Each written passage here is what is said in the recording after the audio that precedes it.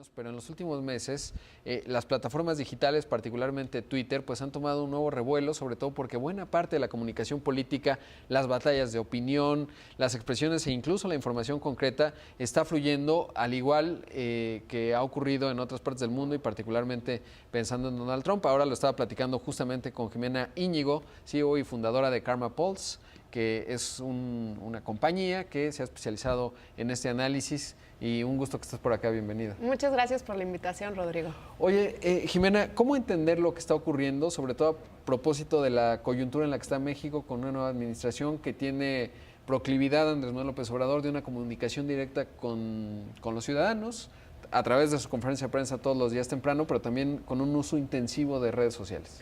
Mira, la verdad es que para los que nos dedicamos a esto se vuelve riquísimo. ¿Por qué? Porque ha empujado a que la gente que no estaba en las redes sociales regrese a ellas, la gente que en su momento no estaba prestando atención y nada más era consumidor, haga su opinión porque sabe que la gente y el mismo gobierno está presente y dinámicamente interactuando. Entonces, sin duda, se vuelve un factor muy importante para poder aprender lo que ahora cada vez una muestra mayor de la ciudadanía quiere, se queja, le gusta, no le gusta, etcétera, etcétera. Entonces, solamente nos ayuda a ampliar la muestra y a que se vuelva todavía más relevante.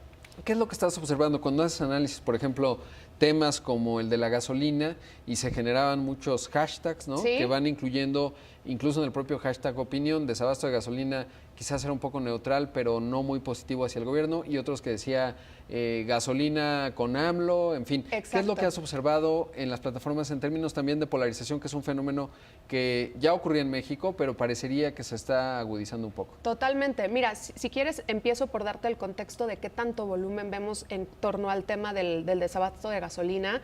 En el periodo que más o menos va del 28 de diciembre a la fecha, que fue cuando se empezaron a dar como estos indicios de que estaba el huachicoleo, empezaba a haber temas de desabasto de gasolina en algunos otros estados, como Guadalajara, que fue uno de los primeros que los ciudadanos lo empezaron a reportar.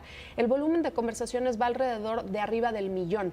Para darte un contexto, un tema como el sismo en el periodo generó alrededor de 2 millones. Wow. Entonces quiere decir que es relevante, ¿no? Sí. Pero digo, tampoco tan crucial como el sismo, pero es algo que nos interesa a todos y estamos conversando en cuanto a eso. Hablando un poco del sentimiento en este volumen de conversación, bien lo dijiste.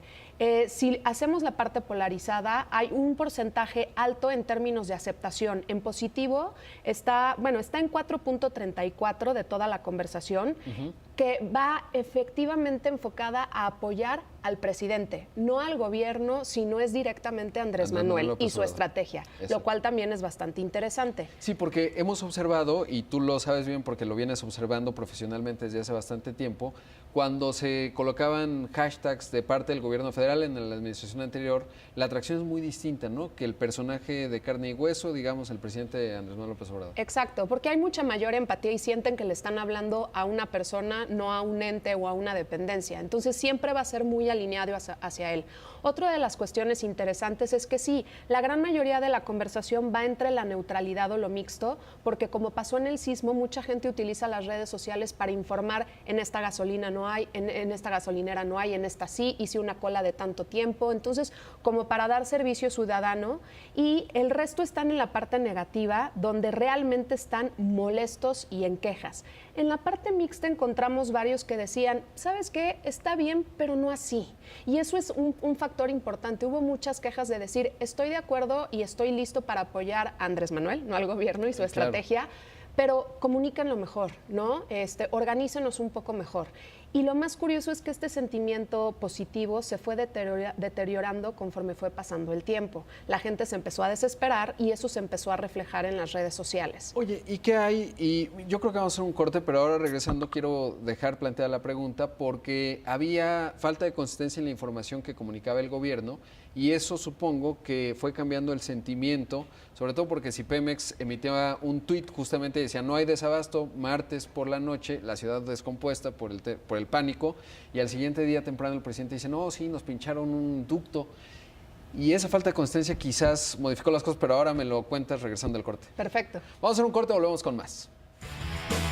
Ya regresamos con más aquí en Dinero por Excelsior Televisión. Estoy con Jimena Íñigo, CEO y fundadora de Karma Pulse, que se dedica justamente a hacer un análisis profundo de redes sociales con metodologías muy distintas y muy nuevas, y por eso interesante. Y te planteaba, Jimena, ¿qué hay de la falta de consistencia de información que hubo en la comunicación desde el gobierno federal a través de las conferencias? Prácticamente, y lo mencionabas, el presidente concentrando buena parte de la comunicación, no se veían muchos otros actores alrededor, y esto por supuesto se expresa en redes sociales. ¿Qué ocurrió con el sentimiento de las personas a propósito de cómo fue fluyendo la información? Mira, es muy interesante ver que, por ejemplo, en términos de relevancia de qué personajes o qué instituciones abarcaron la conversación, sin duda es Andrés Manuel como el principal, Pemex, pero lo curioso es que de pronto se colaron como temas de quejas, diciendo, por ejemplo, del senador Javier Lozano Alarcón, ¿no? Como líder guachicolero, la gente esa es la percepción que tienen, un poco también quejas ante Felipe Calderón y... porque puso tweets, ¿no? Exacto, entonces la gente se le fue encima, pero muy interesante es que estos dos personajes que actualmente no pertenecen al gobierno federal, fueron mucho más relevantes que la misma secretaria de Energía, sí, Rocío, y entonces también te habla un poco de esa falta de presencia. Claro. ¿No? Sí, yo le vi un tuit un domingo, cuando estábamos en medio de la crisis, este domingo pasado apenas, y ponía qué bonito es México y unas fotitos de Oaxaca y cosas. Exacto, ¿no? Que dices, era, bueno, estamos pues, en medio extraño de una crisis, ¿no? Y deberías de ser una voz que esté llevando la comunicación que la gente sabemos que la están pidiendo. ¿Has visto a lo largo de los años que llevas observando esto a otro personaje con nombre y apellido como es Andrés Manuel López Obrador que no sé si capitalice, pero lleve la discusión ya siendo gobierno?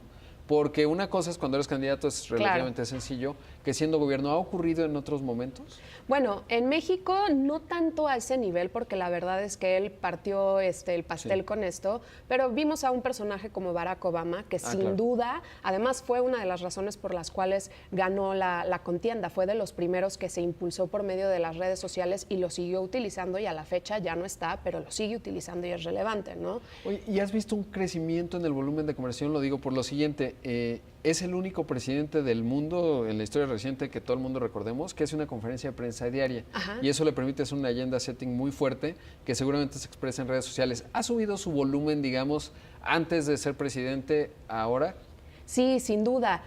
Por ejemplo, en las conferencias, cuando hacen la transmisión vía Periscope era algo que en algún momento tuvo mucha relevancia y luego como que empezó a bajar, ¿no? Y otra vez, él mismo impulsó a que la gente tuviera este interés, y además las conferencias son muy temprano, entonces ahí ves realmente la gente conectada, el interés de ellos por estar sabiendo qué es lo que está comunicando. Entonces no nada más lo vemos en una plataforma en particular, sino el día de mañana él como personaje decide utilizar otra para comunicar, sabemos que va a tener el enganche en la gente de ir, que se firmen, que sean usuarios de esta plataforma. Claro, además muy interesante ver Periscope porque vas viendo los comentarios, a diferencia de YouTube, que además el otro día comentaba con un amigo que trabaja ahí y pues ya podría tener, lo que pasa es que no se lo pueden dar porque es gobierno, pero podría tener su botón de platino y el de plata en la cuenta del gobierno federal por los suscriptores que tiene. Sin duda. Y que yo sigo viendo mucho interés de la ciudadanía porque ya no tiene un intermediario vía los medios, sino directamente a través de las redes sociales o una parte, digamos, de lo que está ocurriendo. ¿Qué otra cosa destacarías de las nuevas dinámicas que están dando en redes sociales en esta nueva etapa de México? Bueno, pues yo te diría que algo que se vuelve interesante es que también hay otros personajes, y digo, regresando un poco a este tema, pero a mí me pareció muy relevante, es que hay personajes que aunque no estén involucrados de manera directa, se vuelven relevantes. Ahora con lo de el tema del desabasto de gasolina, hablábamos de la secretaria que estaba hablando de otros temas, pero de pronto tienes a alguien como Tatiana Cloutier, ¿no?